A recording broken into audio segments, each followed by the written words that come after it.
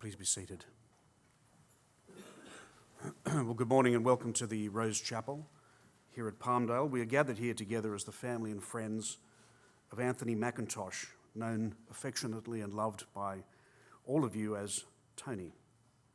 We gather here to mourn his death, but we gather here to celebrate his life.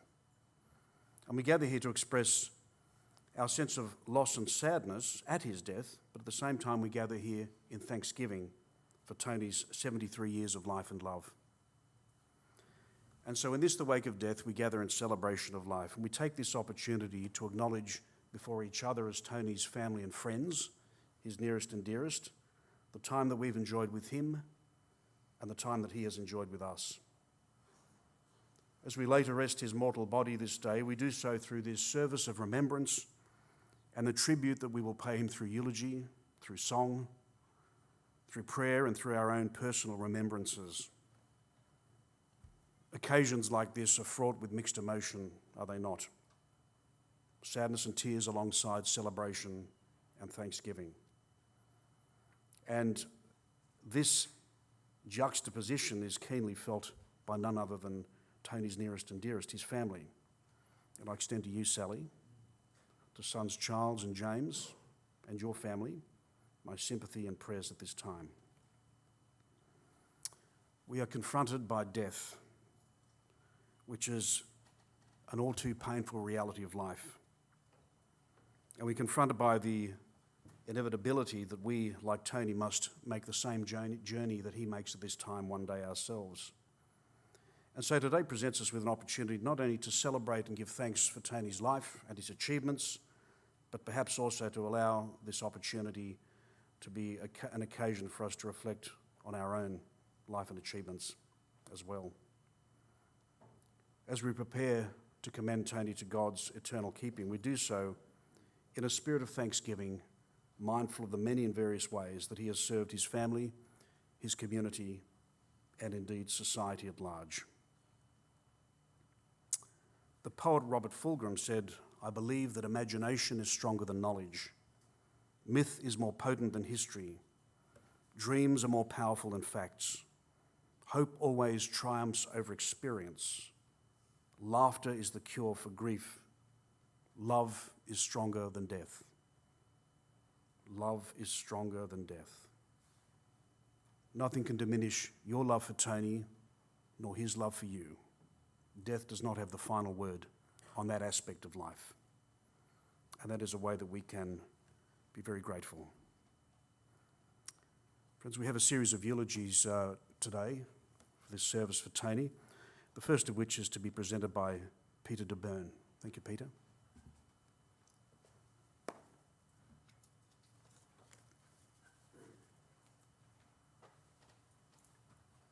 Thank you for that mention that humour banishes grief. It's good, yeah. Hello, how are you? It's my privilege actually to present you with a part of Mac's eulogy. This will be anecdotal. I've also been asked to talk about religion. English is a fluid language. Words can change meaning over the passage of time. It's possible religion is one of these words. I prefer to use spiritual. We'll come back to this at the end. Now, Mac, and I use the present tense, is a kind, caring, trustworthy, and gentle man. All the most admirable traits which he has passed on in the full measure to his sons, Charles and James. I've known Mac over half a century, in fact, almost 6 decades. I met him first in our first year of apprenticeship at the Royal Aircraft Establishment in Farnborough in England. He chose tool and instrument making. He was last employed in the mining industry, heavy engineering. A very adaptable and very capable man. He used to announce his height as 5 foot 17.5 inches. He tipped the scales at about 10 stone. Slim. He was all legs, topped by a head, which earned him the nickname Split Pin. In those days, he had the ability to place both legs behind his neck, but was unable to undo himself from this position without help. He demonstrated this once at mealtime in the apprentice's dining room. We ignored his pleas for assistance, and whilst he sat on the floor, spitting and fuming, we ate his lunch. He's a quick learner. He only ever did that once. Now, I'm sure that the statute of limitations has passed, so I'll share with you that Tony also masterminded the lifting of the hostel manager's motorcar onto the canteen roof. When you meet Mac, he might say to you, "G'day, how are you?" And you might say, "I'm well." That's good. Let's get on to something really important now. That's enough about you. Let's talk about me. Nobody, I was going to ignore, no, won't do that. On his visits to the family home in Crowthorne in England, he used to drive my mum batty. He would sit in the armchair next to the fire, put his feet on the mantelpiece, and only somebody of his height could do that, yeah. He came with the family to the church, Roman Catholic. In those days we used Latin, with chant responses from the congregation. I was delighted to hear Mac join in. Then I heard the words he was using. "I can play dominoes better than you can." Either my father chose to ignore it or didn't hear. Now, I last saw him at Gosford Hospital, and one of his first comments to me was, "Oh, I must look awful." I was able to reassure him that I've seen him looking worse, coming out the Kirribilli Hotel on a Friday night, or after the genteel tasting of Inner Circle overproof rum at Casey's home in Canberra. Now, I'm really challenged by the thought that I'll not see Mac again in heaven. 6 decades of his company is just not enough. I want eternity with him. It is my prayer that he has accepted Jesus as his Saviour, the passport into heaven. Christ has already done the hard yards. He carried our sins with him to the cross and took the penalty which we deserved, so that we could be in God's presence pure and blameless and acceptable to him. All that's required of us, and it's a one-on-one thing, just you and Christ, is to swallow pride, to realise that there's no other way we can achieve this entry into heaven on our own, and say, "Yes, please, Jesus, I want to take some of your offer. Take your offer and become one of your adopted brothers and sisters." I'll see you in heaven, Tony. Not yet, not yet, not yet. I love you, Mac, as does Jesus. Thank you, Peter. We now hear from Tim Samuels.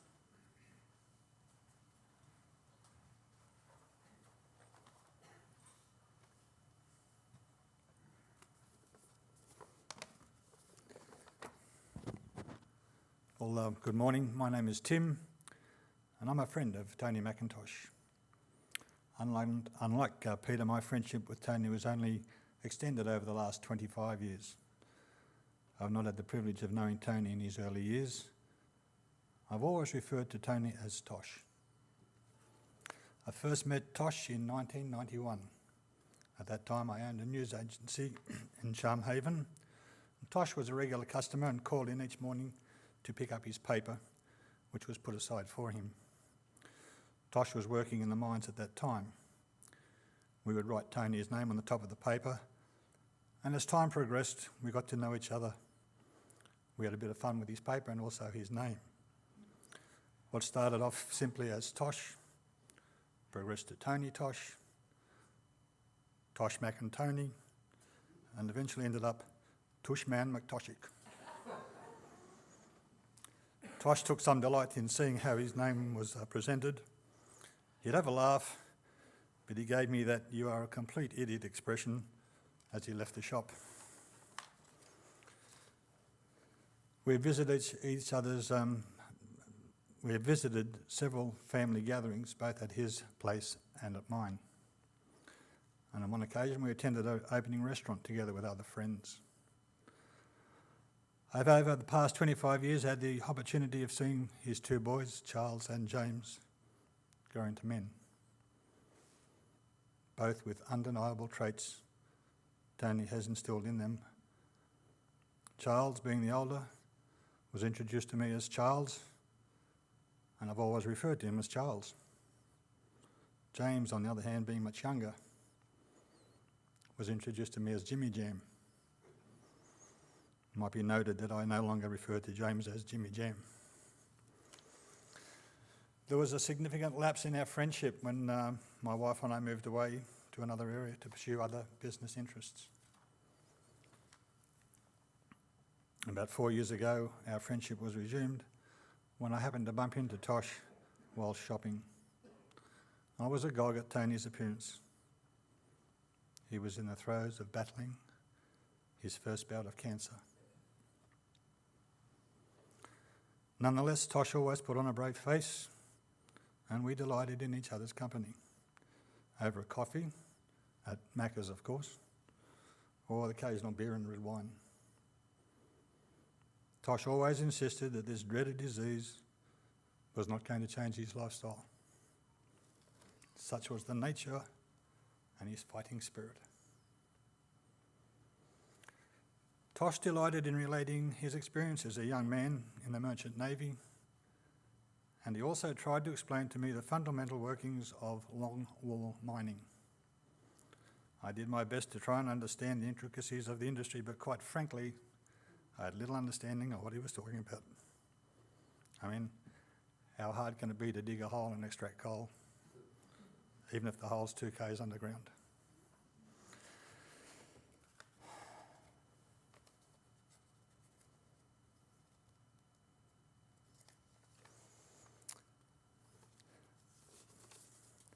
Towards the end, Tosh was confined to hospital. His body was breaking down in several areas with cancer raging through and later complications with his heart.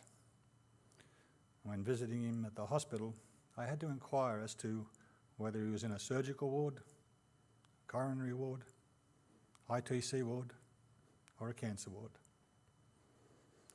It was his last wish that he be returned home to sit in his chair. Tosh was aware of his situation. He knew that his time was near, and thankfully his last request was granted and he returned home. He was in the comfort zone with people who cared for him, and when his time came, only a few days later, he passed in comfort. Now, I haven't referred to Sally. All through this painful experience, Sally was there with Tosh. Not for Tosh, but with him. She experienced the highs when things seemed to be improving, and she was there when things were lower. She was Tosh's rock, constant support, disregarding her own pain. You see, Sally also has suffering of her own ailments. So now Tosh has passed on. He's left me with a great legacy.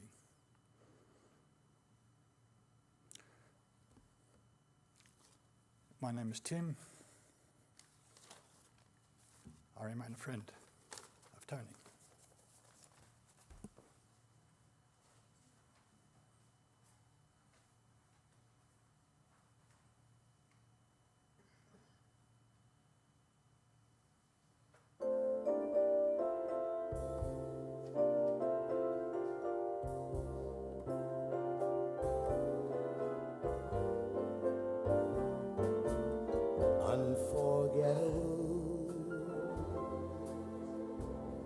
That's what you are. Unforgettable, though near or far,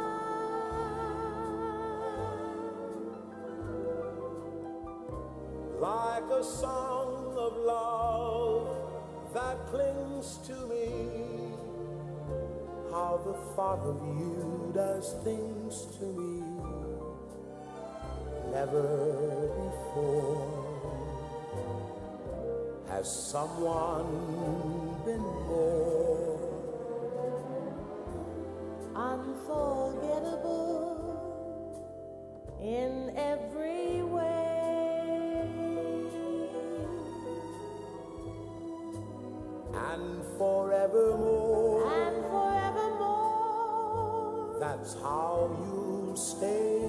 That's how you'll stay. That's why, darling, it's incredible that someone so unforgettable thinks that I am unforgettable too.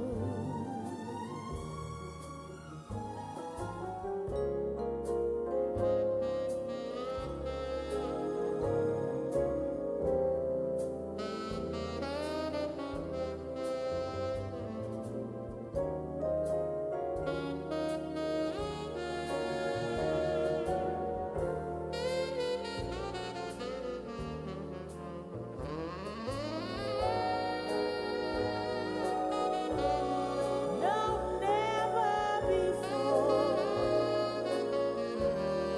has someone been more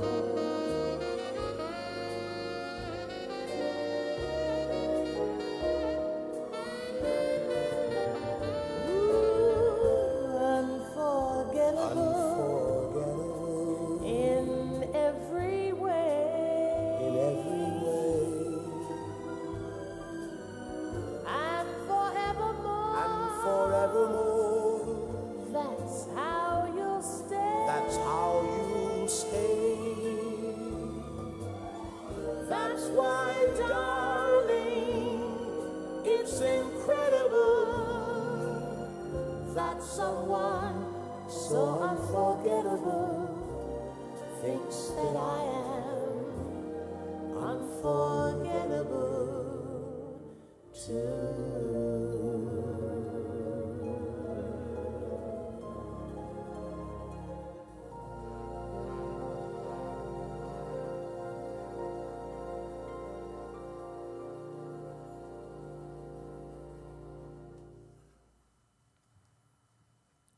We're now going to hear from Tony's sons, Charles and James.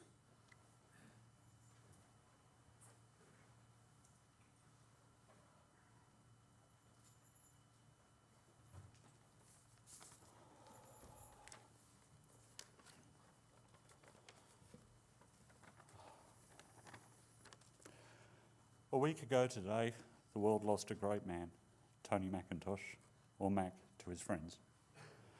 Dad was a larger-than-life, unique presence in this world. He was loved by all that met him. Dad grew up without a normal home life. He fended for himself from a very young age and had very few people in his life to teach him how to be a good husband and be a good dad. Despite this, Dad became a loving husband, an amazing dad, and has managed to always provide for us, even when times were tough. We will all be eternally grateful. Dad was an old romantic. He treated Mum like his queen. He always opened the car door for her and never had to be reminded to wash up the dishes. He never forgot to get Mum flowers on all those special occasions. He showed us how to treat your partner, and the proof was in the pudding with a strong 45-year marriage. Dad was a worker, even when not at work. Rarely did we see him sit down unless it was with a crossword, a glass of red wine, some biscuits and cheese. He loved his job and he enjoyed working with a bunch of guys that all looked out for each other, something he missed terribly most when he had to give work up. He was very house proud and always loved a visit from someone or a chat with anyone who would listen. We often joked about which bloody neighbour he was talking to now. Growing up, some of my favourite memories of Dad were quoting the characters from his loved Goon show, building the train set in the garage, or him driving me to school, often in his Jag, driving right through the gates at school and into the quadrangle where everybody else was, just to drop me off. Not sure if it was to embarrass me or to show off his beloved car, maybe a little bit of both. As an adult, Dad continued to guide me and offer an ear whenever it was needed. He was always there for me. And he was always there on the day I needed to move house as well, which seemed to be an event that happened regularly. He was so happy to see his family grow. And with the birth of my daughter, I saw a side of Dad that was even more loving and proud. I didn't know that was possible. We're all going to miss your bone-crunching hugs, your smile when we walk through the door, and your positive outlook on nearly everything. I only hope you know how much you were loved and how much you'll be missed by your entire family. My first memories of Dad were of his big black beard and his Tui shirt. Also snuggling into his massive warm work jacket when we went fishing, or sitting on the front veranda watching the thunderstorms. Sometimes something we both loved. Mum not so much, she would hide inside. We both always had a new joke for each other, laughed and played silly buggers together, and that's the way it always was, right up until his last days. I know he was in pain, I know he feared what was going to happen next, but he never let it show. He was the strongest man I know. Throughout my life, Dad was such a positive person. He was always there to listen, cheer me on, and give me a hug when I needed one. Dad brought me my first car and my first bottle of bourbon. He helped me when times were tough, and he was my best friend. Thank you, Daddy-O. I'm so proud to be called your son. He was always an influence on every decision I will make in my life, because one day I hope to be just like him. Hopefully I've made him proud to be a dad. Farewell, Dad. Farewell, husband, grandpa, and friend. We'll always love, miss, and cherish you. Farewell.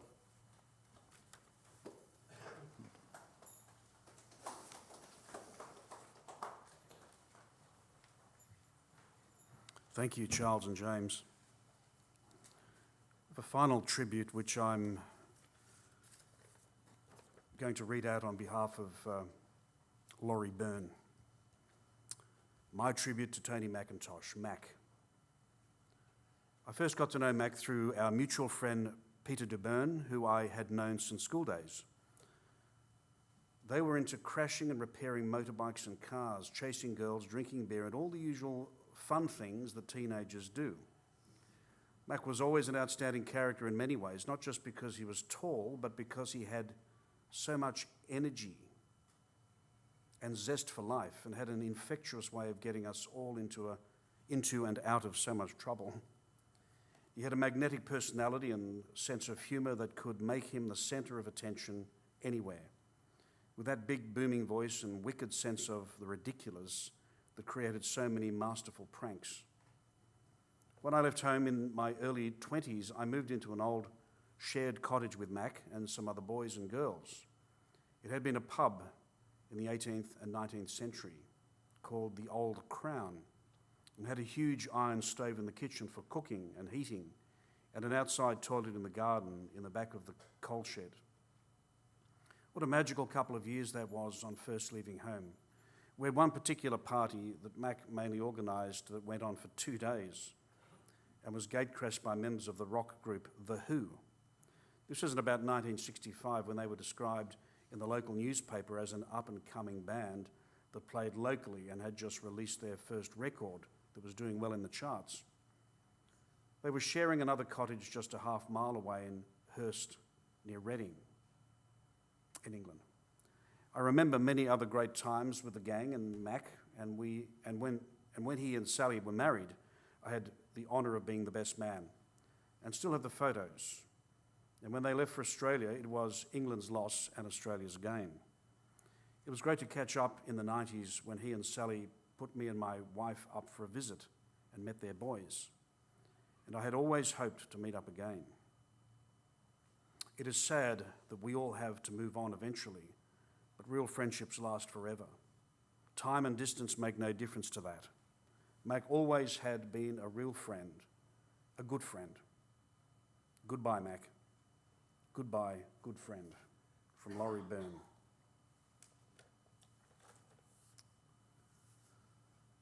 We're now going to have some background music, and I'm going to invite firstly Mac's family to come forward and place a rose on the coffin.